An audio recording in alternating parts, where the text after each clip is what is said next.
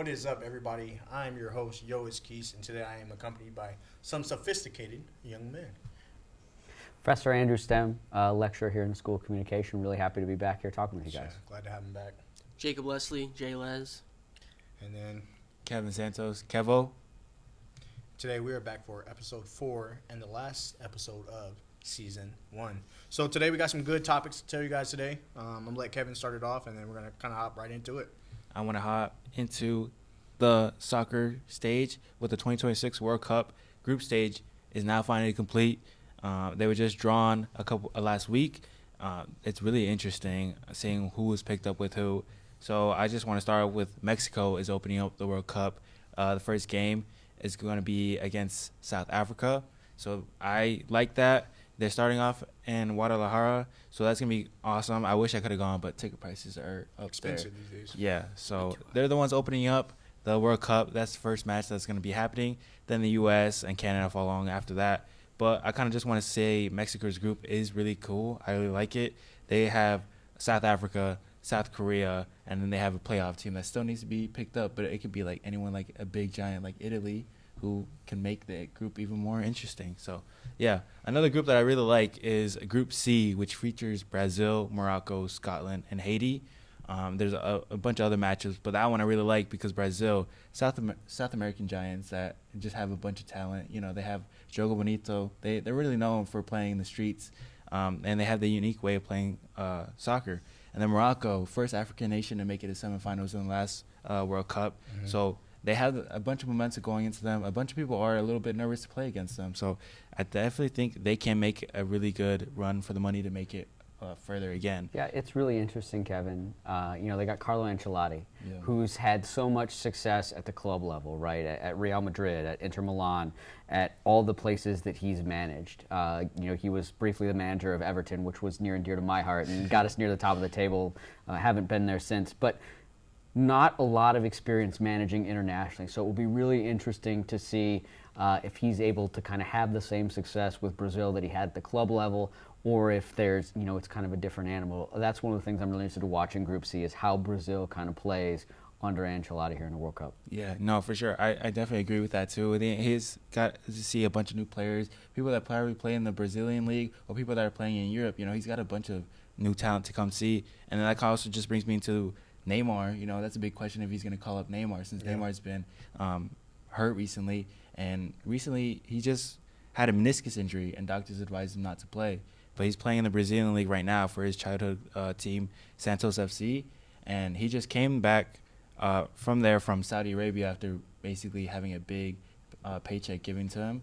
And after that, he kind of just wanted to come back to his boyhood club and feel the love of the game again. And he is doing that because he was dealing with a meniscus injury. Doctors advised him not to play. It could really hurt him potentially in the long run.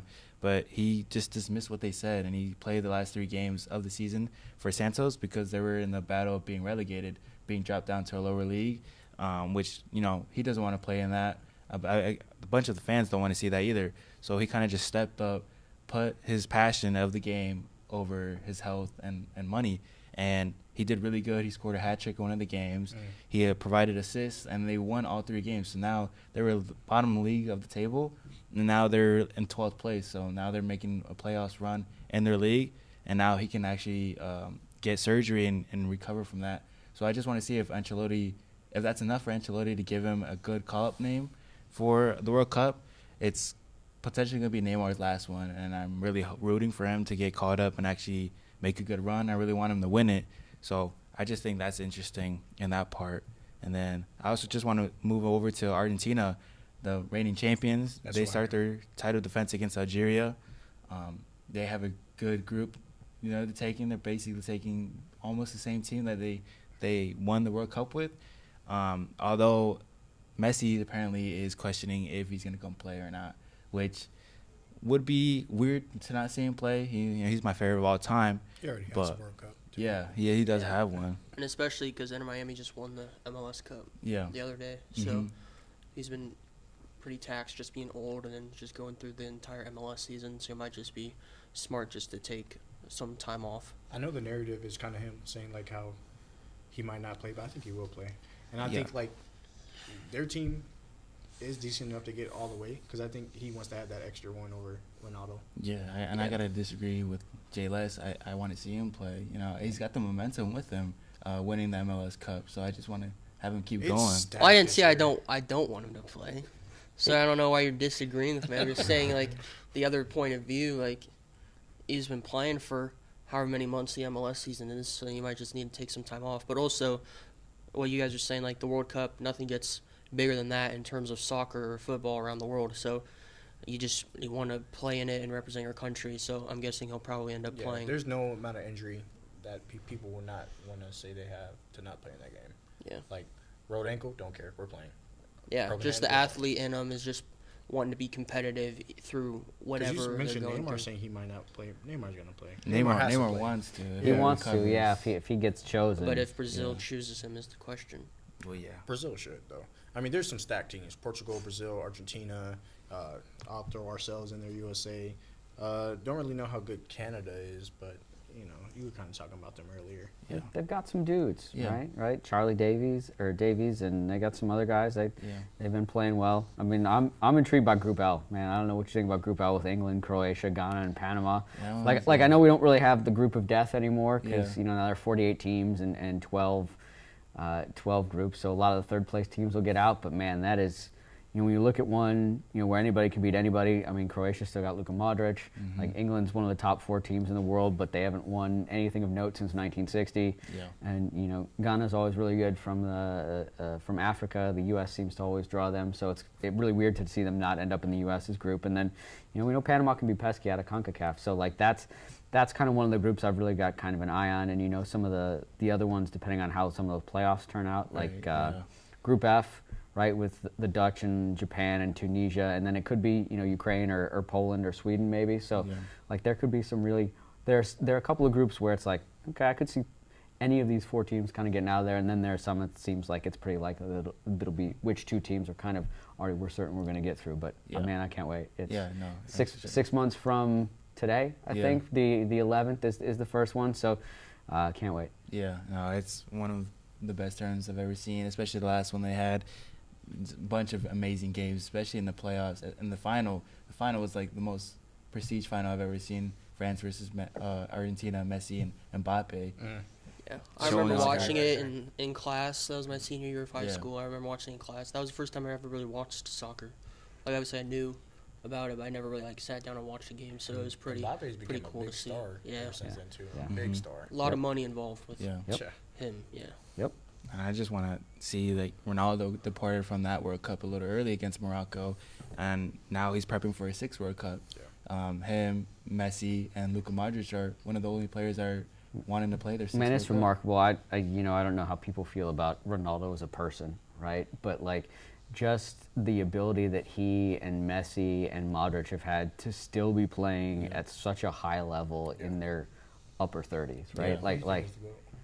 Oh, I gotta go with Messi. But all team Messi. Yeah, but you know, it's just remarkable to still be playing at that high level, right? And we touched on MLS Cup. You know, Messi's still playing in his late 30s and helped lead Inter Miami over Then Vancouver. he had the game-winning assist in the game. Yep. And you know, helped lead him over Vancouver, and just the fact that these guys are still at that age for as hard on your body as soccer is remarkable. Yeah. No, for sure. Yeah, it's amazing how we're still saying they have passion for the game. They want to play 6-1. They have a chance to all of them go as far as possible. Their teams are really good. Yeah. So I just like how they're still willing to play and give it all their best, even if they have won prestige titles individually or as a team. You know, they're still looking for greatness no matter what. So I like that. Yeah. Now, so I kind of just want to move on to Champions League fixtures this week, with the biggest headline with Man City beating Real Madrid at Real Madrid Stadium. It was a pretty good win for them. They won 2-1. Everyone was expecting that one to be a chaotic one. Real Madrid haven't been in the greatest form. Their head coach is fighting to see if he can stay or not. They've been dealing with a couple losses that shouldn't have been losses. But Manchester City is just a well-around team. They have a good striker, Erling Haaland, who is scoring milestones. Mm-hmm. He's the quickest to score 50-plus goals in competition, surpassing a bunch of players in just over 50 appearances for his age, he was doing that exceptionally well. You know, as a striker, he's doing his job. He's doing it in a high level against other big giants. He's just doing his job, and he's doing it perfectly. So that's a big milestone for him and a big accomplishment for Manchester City producing such a striker like that. W soccer segment for Kevin. All right, switching segments now. The NFL, we are heading into week 15 now. Yes. A lot of drama. Kind of want to start with Detroit, big win over Dallas. Detroit controlled the line of scrimmage very early in the game. Man, those receivers over there in Dallas are, they're really moving good, different nowadays. Jameson Williams is having a breakout year, in my opinion. And then Amon-Ra St. Brown is always just all reliable for Jared Goff. And then when you have Jahmyr Gibbs there, it seems like he scores 2 or 3 touchdowns every game, probably either the rushing best or receiving and rushing back in the league right now. I would say so for sure. He's definitely a top 2 running back this year with Jonathan Taylor. He'll probably get some votes for Offensive Player of the Year for sure. I know we fall into this trap of the Cowboys trying to make the playoffs every single year, right? Yeah. But, I mean, if there was ever a year to do it, they had a good squad this year offensively, but their defense just always lets them get down late in games. Yeah. Like, you got George Pickens, who I think is slowly starting to become the wide receiver 1 on that team. CeeDee Lamb, hopefully he gets back safe from the concussion that he just had. But, I mean, like, what does Dallas have to do to get over that hump?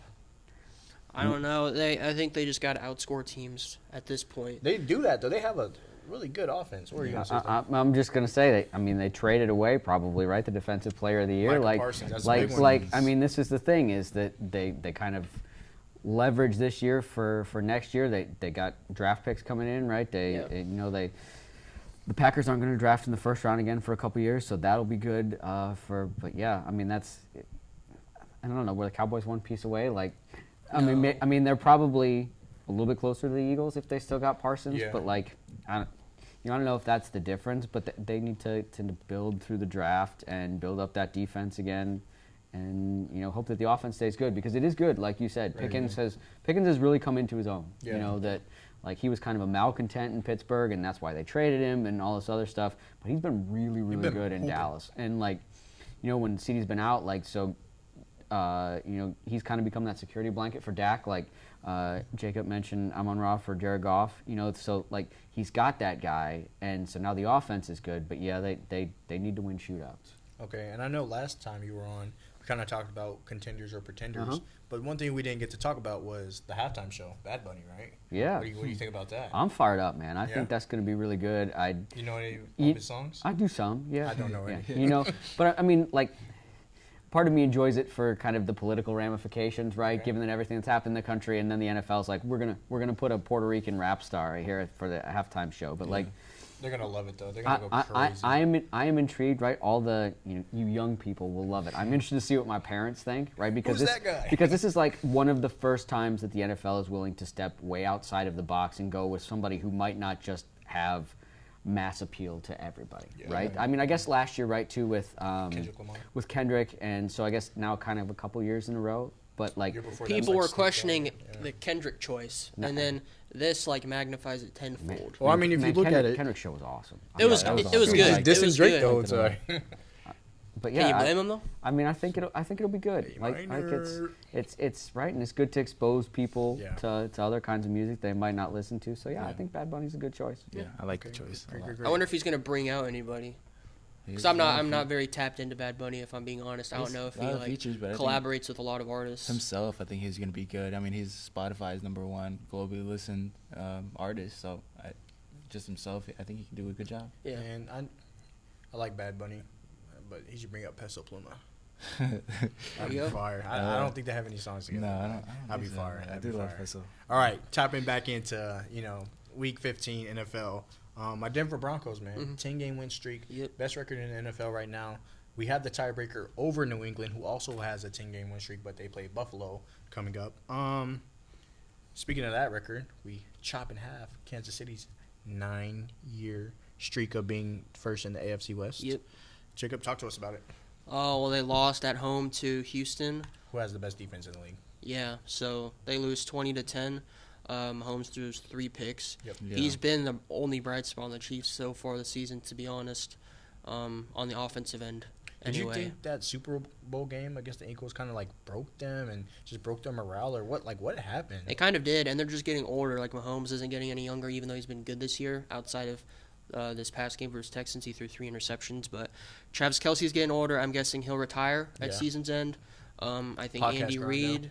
Yeah, I think Andy Reid will also decide whether he wants to call it quits or not. Their dynasty is probably over, to be honest. I don't know if you can say that just because they have Mahomes. Like, if you have Mahomes, you always have a chance. It's like Brady. You never count him out. It feels like it's on the downswing, especially with the emergence of, like you said, Denver and New England is back up. Chargers are good. And then you still have Josh Allen, and you still have Joe Burrow and Lamar Jackson and all those guys. Well, Joe Burrow might retire. Did you see that press conference? Something's going on, man. It's behind the scenes. It was a little bit ominous. He wants out of Cincinnati bad. Yeah. But he wants to take Jamar with him, though, I think. Yeah. I don't know if that's plausible or not, but they definitely need to surround him with better protection. Yeah. Because he has been injured way too many times for his own good. Yeah. Is it bad to say I think he's top 3 quarterback in the league? I would say top 5, not top 3. Right now. Who do you think's over him? Top 3. Healthy, Joe he's him. Are we talking about like just this year or like? No, just. I would have Mahomes, and then I would have Josh Allen, and then I would probably go Joe Burrow at 3. See, I'm gonna be very controversial here. I don't have Patrick Mahomes in my top 2. Really? I don't. Yeah, I'm at 3. I think Matthew Stafford's up there. I have Matthew Stafford in my top 3. That 3 and 4 kind of vary for me because I want to throw Stafford in there, and then I like Herbert too, but he's not top 5. But I'd go Josh Allen. I think is the best quarterback in football right now, besides Stafford. And I'm gonna go Lamar when healthy. The hamstring injuries kind of limited him, and his team is setting him back a lot. Right now they are, yeah. And then I'd throw Burrow at number 3, but I'm just very biased. I just like those guys. And then 4. Gotta throw Stafford up there. He's MVP in my opinion. If not for Jonathan Taylor or Jahmyr Gibbs. I think Stafford's the MVP right now. Yeah. Oh, 100% right now. To be honest, yeah. Speaking of Jonathan Taylor, the Indianapolis Colts, your guy Phillip Rivers coming back. Out of retirement. I just have flashbacks of what he did to my Denver Broncos with him and Antonio Gates. He's Keese's guy actually. No. 4 years retired and he's coming back. So a lot of injuries to the Colts. They have to sign Phillip Rivers. What do you think about the signing? I mean, they got to do something, right? Like, they were so good. They were set up. Taylor was awesome. And then, Danny Dimes gets hurt. Yeah. And, Riley Leonard comes out, and he doesn't put enough fear into defenses. So they're loading the box. Jacksonville just took everything Taylor wanted to do away. And, it's one of those things where, like, you like to think that you'll be back in this position again. But you never know when your team's going to be back and have a shot to win a Super Bowl, and so you got to take the shot. And if it happened before the trade deadline, maybe they trade for somebody. But like Phillip Rivers is, I guess, as good an option as out there. Although I saw a story this morning. Cam Newton will say otherwise. I saw a story out this morning that Colin Kaepernick's wife is so frustrated, and I think she's because they're pulling Phillip Rivers out, right? Yeah, and Cap hadn't played in forever because of the the controversy with Nealon and all that other stuff, and like. Despite taking the team to a Super Bowl. Yeah, and still working out. Like, I'm sure he's, I would imagine he's ready to go and maybe in better shape than Phillip Rivers. But, the NFL is kind of a club, and once you're on the outside, it's hard to get back in. That's it. Not for long is what it stands for. Yeah, I definitely think it's now or never for Colts. They've traded for Sauce Gardner at the deadline. They give up 2 first-round picks for him. Yeah. So they don't have a first-round pick next year. They don't have a first-round pick in 2027. So I don't know how else they can add. It's now. Yeah. I think they're going to – I don't think they believe in Anthony Richardson just because of injuries and, what we seen last season. So I think they're going to ride the Daniel Jones wave as long as they can. Well, I don't know where they're going to go this offseason because he's a free agent. And he'll resign. I think they'll resign. I don't know. And I think it looks good, right? Like, if you're the Colts with the Chiefs out now, right? Like, there's a vacuum that exists. So, like, you might as well go for it because you don't know when you're going to have so you got the Broncos, the Patriots, you got all these teams that can all of a sudden fill this void that the Chiefs had filled for so long that, you take your shot. As long as you get in, then you have a chance. You always have a chance. And, that's it for the NFL segment. And I kind of want to dish it off to something I've been looking forward to, the college football bracket. So the teams that we know are in, Oregon, Ole Miss, Tulane, Oklahoma, Georgia, Alabama, Ohio, Indiana. James Madison and Miami. That's it. And Texas A&M. So, over the last weekend, my Ohio State lost to Indiana. Yeah, that was it was a rough day for me because I betted money on it, as you guys know. Oh yeah. I lost $200 on Alabama. we don't gotta say all that. And $100 on Ohio State. I lost my Christmas money to buy down the drain. All right. Cut his mic now. We had to check up on him after, but it was rough for me to watch because Jeremiah Smith, best receiver in college football. Can we all agree?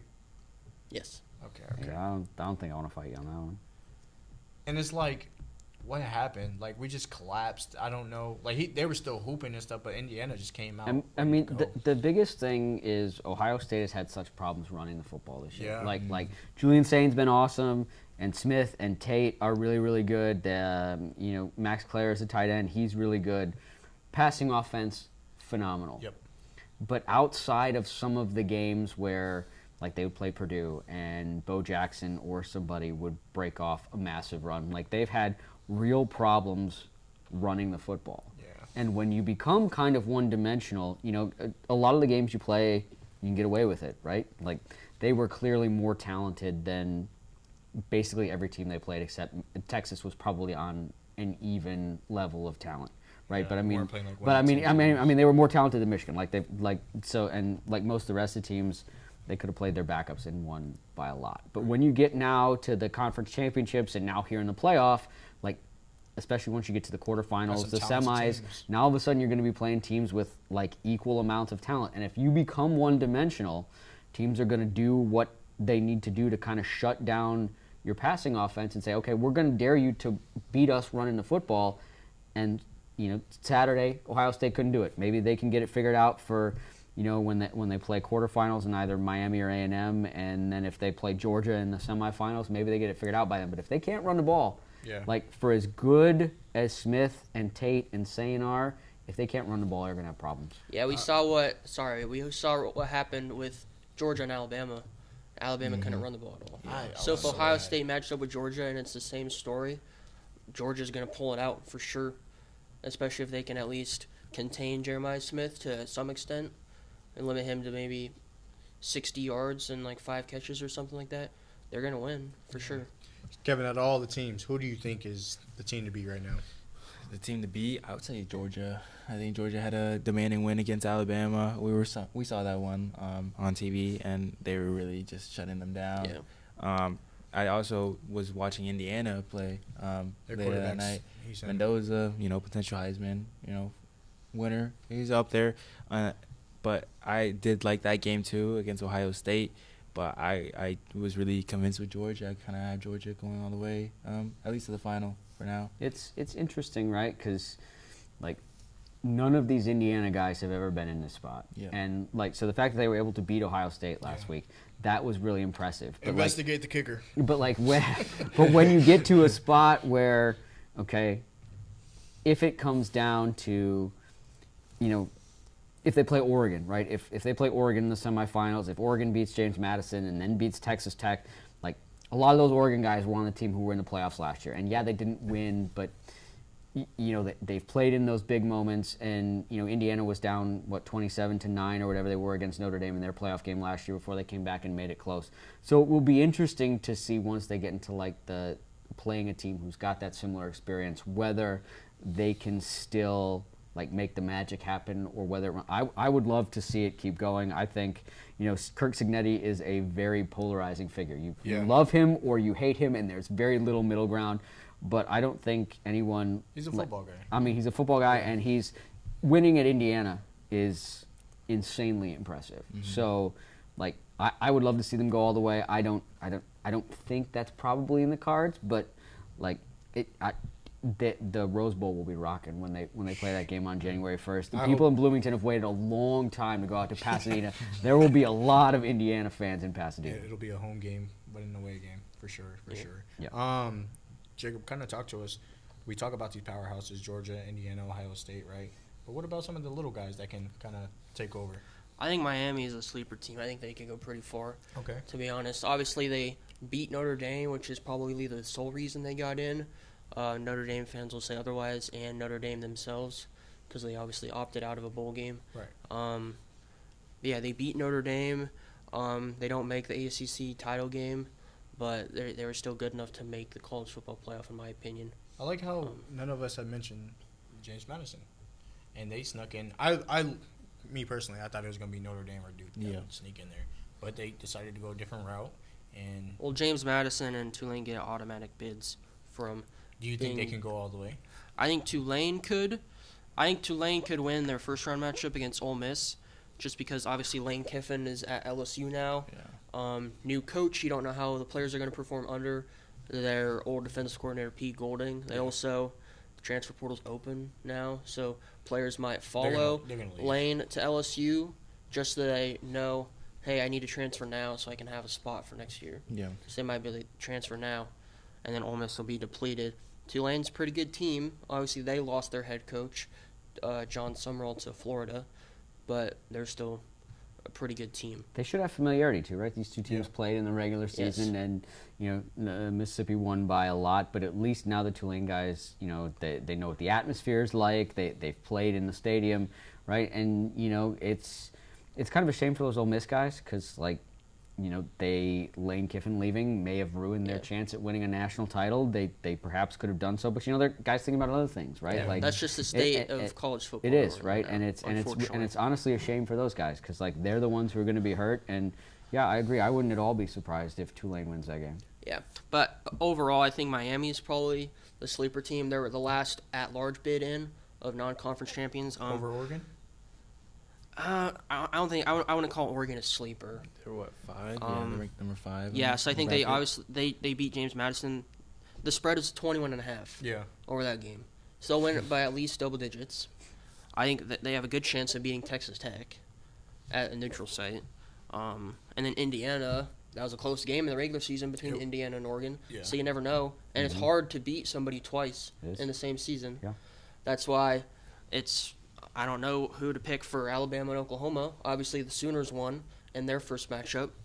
I'm still leaning towards Oklahoma because they did win in Tuscaloosa the first time. Now they're playing at home. So now I'm still leaning towards Oklahoma. But, yeah, Miami. Obviously, they have Carson Beck, former Georgia quarterback, so he's been here before. He'll either win you the game or he'll make some dumb mistakes to lose you the game. Right. But with his playoff pedigree, I think he could perform pretty well. Texas A&M, they don't really move me too much right now. After that Texas game, so? Wow. I don't know. I'm a little bit down on them after that Texas game. They're still pretty good though. So Texas. I mean, the problem they have is Miami's got such a good defensive line. That's Mario true. Cristobal has built them in the trenches. They got a good offensive line and a good defensive line. And you saw what happened with A&M against Texas's defensive line, right? They couldn't block them. They couldn't score. Marcel Reed got hurt and all this kind of stuff. But, yeah, I think that's a good shout is that, Miami is built to give A&M problems. Mm-hmm. Yeah. Now, whether Carson Beck has an inexplicable interception you never know with him, whatever, or Mario Cristobal may or may not take a timeout at the right time, but, they're built to beat A&M because of where their strengths are. Yeah, and same thing with the run defense against Ohio State. If they beat A&M and then they do what Indiana did against Ohio State, they could definitely make the semifinals and beat Ohio State. For sure. So you never know. Speaking of college football, one of the producers just reminded me, what would it take to get football back at Omaha on campus? What would it take and what would that look like? I can't blame the athletic director at Texas A&M anymore because he was the athletic director here, and one of the deals was that if they went Division I, they had to get rid of football because they can't compete with the school down the road. Right. I think, if one of you guys get rich and famous and want to donate a bunch of money to the university. if I got that opportunity, sure. Everybody buy their lottery tickets. But, I think now, right, it would be good. They'd probably be FCS, right, because we're Division I. But, all those talented metro area kids who go to North Dakota State or South Dakota State, imagine if they stayed here.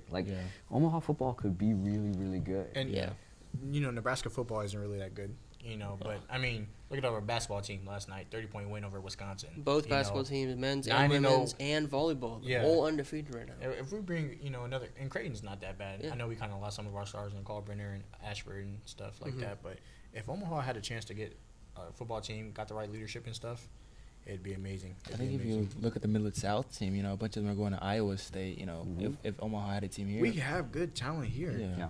Maybe he could have stayed in Omaha, especially the quarterback that's committed to Alabama. Maybe he would have gone to Alabama. He'll stay here, but he wouldn't have. But that would have been interesting. Okay. Yeah, I don't know how it's gonna look. Obviously, we're in the Summit League for most athletics.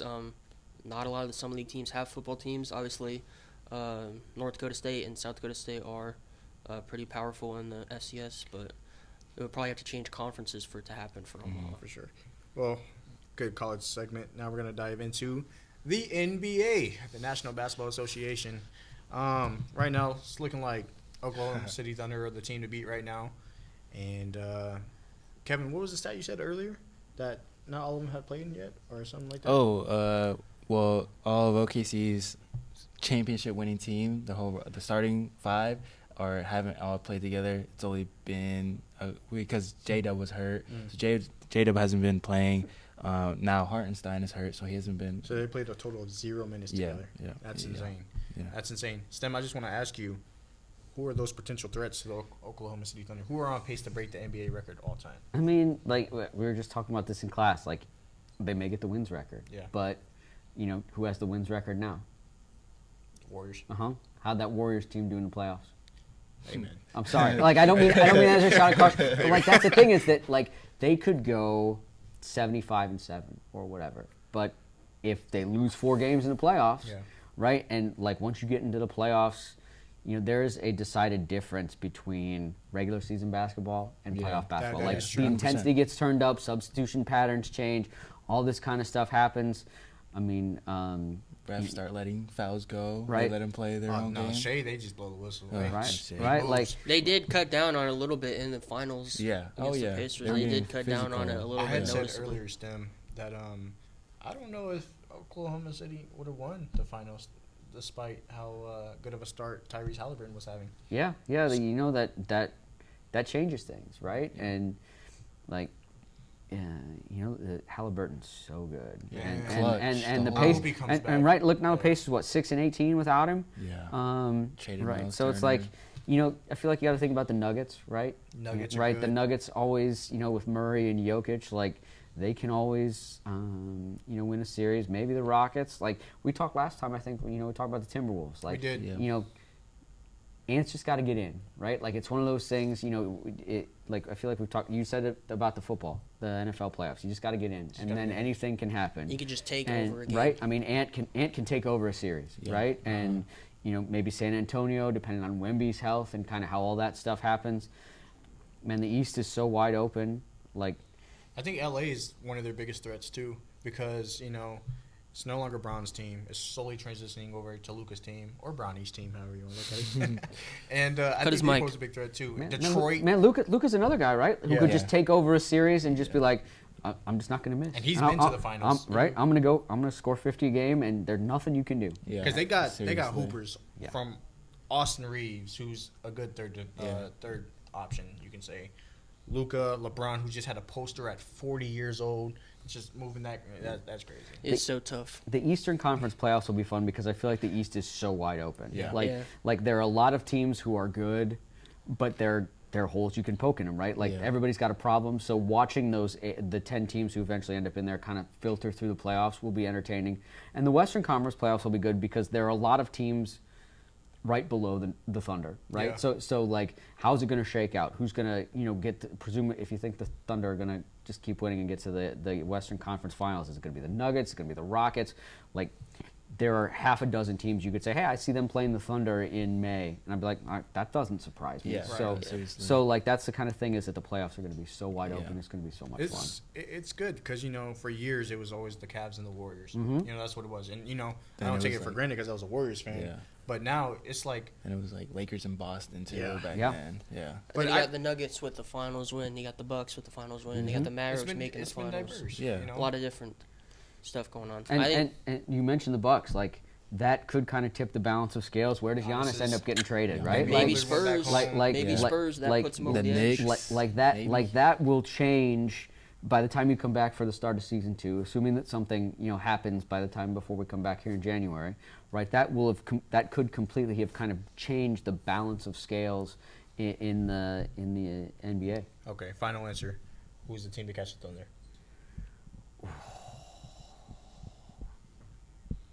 I'll take the Nuggets. The Nuggets. The Joker and Jokic. Okay, phenomenal NBA segment. Now I'm going to dish it off to our co-host, Jay Les. Do what you do best, bro. MLB winter meetings are in full swing, starting on December 7th, and they're ending today, December 10th. I think the big first domino fell in MLB free agency. Kyle Schwarber, designated hitter, plays second in MVP voting in 2025. He's back in Philadelphia on a 5-year, $150 million deal. That amount of money is just unfathomable to me. $150 million is crazy. And he just won. You think they'll 3-beat? The Dodgers? Probably. What I don't know. Who are the Dodgers trying to sign now? Who's that one winner, the award winner there? They're going to try to trade for Tarek Skubal, the two-time AL Cy Young Award winner. Be insane. I don't know if that's true or not, but we'll have to wait and see. But, yeah, Schwarber back to Philadelphia. They can't keep getting away with this. Yeah. 56 homers last year, career high. 132 RBIs, career high. Again, placed second in MVP voting to Shohei, which, I mean, you just got to tip your cap. Shohei's the best player in the world. Yeah. So, it looks like they're trying to run it back with the same squad that hasn't been able to finish. And you owe it to them. You know, yeah. You're the best until someone beats you. And right now, no one's even close. Yeah, the city would have burned down if they didn't re-sign Schwarber. Now you got to keep going. You had to make more signings to try to make one last push at winning the championship, dethroning the Dodgers. Yeah, but I don't think that's even possible now. No more step backs, right? They got to keep going forward. Yeah. So the Dodgers signed Edwin Diaz away from the Mets. Yeah. The Mets are pretty much falling off right now. They lost Pete Alonso to the Orioles. It's going to be Juan Soto and 8 guys you never heard of. Yeah. I guess Juan Soto, Jeff McNeil, and 7 guys Francisco you never heard of. Lindor, too. Put respect on his name. All right, look. Come on now. When they just traded for somebody from the Rangers, right? Marcus Semien. Yeah, so. Yeah, we talked about that last episode. I think it was a pretty good move for the Mets there, but they didn't even offer Pete Alonso a contract. He's their all-time home run leader. He's been with the team since 2019 in their major league. On their major league team, they didn't even offer him a contract. How can you even do that? No loyalty in sports no more. Nope. So Kyle Schwarber was offered 5 years, $150 million by the Orioles. He doesn't go there, so then they pivot to Pete Alonso, sign him for 5 years, $155 million. He'll slot right into their lineup. I think the AL East is probably the best division in baseball now, with the Yankees and Red Sox making the playoffs. Blue Jays obviously made the World Series last year. Mm-hmm. They're trying to sign players, and then the Orioles are also trying to come back after a down year. Stem, who's your favorite MLB team? The Tigers. So Tigers. I'm watching with deep interest to see whether or not Skubal gets traded. Gotcha. But if Skubal gets traded, it could be a long summer. I think they're trying to run it back, though. They did re-sign Kyle Finnegan the other day, 2-year deal. Yep. He was good for them down the stretch. I think a lot of people are just hoping, like, that. I guess if they're out of it in July, maybe Skubal gets traded at the deadline. But I think a lot of people are hoping just run it back. Let him go to free agency, either get a draft pick. I mean, he's probably not going to resign. They would have to way overpay him. I know. But, like, at the same time, this is probably your best chance to win a World Series. You got to run it back because take a shot at it. The AL Central, it's wide open. The Royals are probably on the way down. Don't worry, my Rockies will get everybody. They're not even in that division, bro. I'm just kidding. Come on now. Nobody's dethroning the Dodgers in that division. Yeah. But, yeah, the Tigers are – I don't know what you do there, to be honest. Yeah, it's... They right now, they can't win a title. As they stand right now, they could still sign players. Like, they might go sign Alex Bregman. I heard they're kind of down on him, which I don't know why they would be down on Bregman. But I don't know. I do think they trade Skubal, though, eventually. And it'll probably end up being to the Dodgers, just because they have so much resources to offer. Yeah. No, for sure. In their minor league system, not even on their major league team. They give the Tigers, hey, 3 prospects, here you go. And they take the best pitcher in the league. Where do you put Shohei all-time MLB? All time, I'll probably definitely in my top 3. No. What? Top 3 all time MLB? Yeah. Bro. What, top Not 5? yet. You got him over Babe Ruth, bro. Top 15 Let the man have his maybe. opinion, bro. Top 15 maybe. Number 1 is Barry Bonds. Number 2, I would probably have to go with A-Rod. You're not taking Michael Jordan? Michael Jordan? Yeah, he's number 1, bro. Wait, you're taking A-Rod over Babe Ruth? Yeah. I would put Babe Ruth at 3.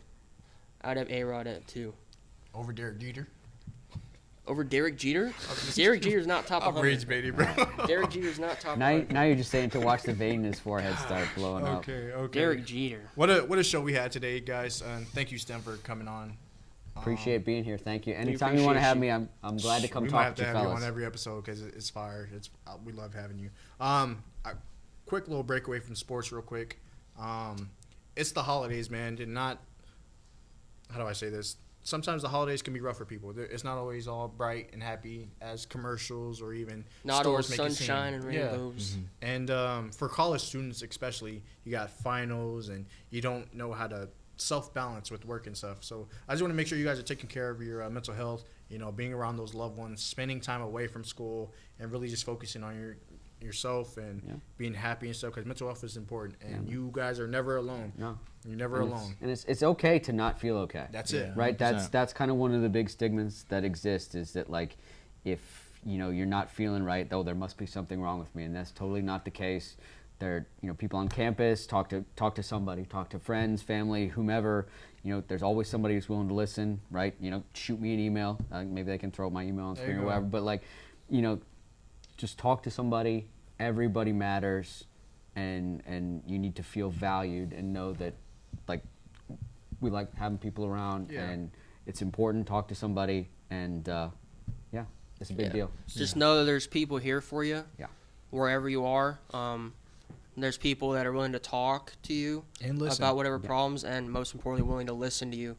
Just so you can vent for however long you need to. Just know it'll be all right. This means everything. Whatever you're going through. Everyone that watches, this means everything to us. So, this is a bunch of support. We support everyone that watches that, and just everyone that loves doing what they do. We love doing this. We love watching sports. Hopefully, someone has something that they love doing. It means a lot to everyone. Yeah, we appreciate you guys' input too. We're getting a lot of comments and questions, concerns, either good or bad, but it's all good in the end because we're getting. Also, shout out to the people who run your social media. Yeah. We should shout out acknowledge to them. Ivan, we were getting director. Shout out to Eileen, social media manager, and Olivia, directing. You guys are killing it. The show would be nothing without you guys. Very thankful and happy for you guys. Yeah. We got Alex in the studio as well. Alex, Gabe, we got Gabe helping us out, the studio manager. Yeah, and shout out to Lyle and Mike. Lyle's not here right now, but very, very, very. Definitely pushing us to come outside the box and more ideas, more opportunities. So this has been amazing. I love this. I love working with you guys. As a faculty member, it's awesome to see what you guys have created here. We're very proud of what the product you guys are putting out. You should be very proud of this, and I hope that you are, because it's awesome. Yeah, and we're only going to keep going. This might be the last episode of season 1, but hey, season 2, bigger, better, and it's whatever you want. So make sure you guys are staying tuned. Comment down below. Please like, and we'll see you guys next time. Peace out, guys. Go Mavs. Happy holidays. 6-7.